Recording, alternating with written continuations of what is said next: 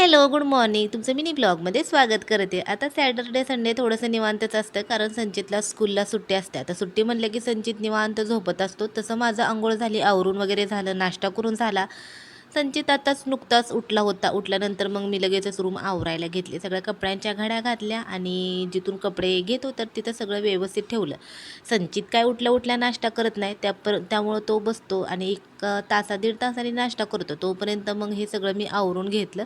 आता घरात लहान मुलं म्हणले की काय पसारा करणारच, त्यामुळे संचित सगळीकडे पसार करत असतो. ते सगळं नीट व्यवस्थित आवरावं लागतं मला आणि सगळं आवरून घेते आणि जे काय सामान खालून पण काय काय घेऊन येतो, जे काय खालून सामान आणले ते खाली घेऊन जायचं, सगळं नीट व्यवस्थित झाडून वगैरे घ्यायचं आणि झाडून झालं की मग पुसून घ्यायचं. तर असं असतं रोज सकाळी उठलं की माझं काम. सॅटर्डे संडेला थोडीशी सुट्टी असल्यामुळे ही कामं थोडीशी निवांत असतात, नाहीतर संचितलं स्कूल असेल तर लवकर करून घेत असते. चला तर कसं वाटलं रुटीन नक्की सांगा.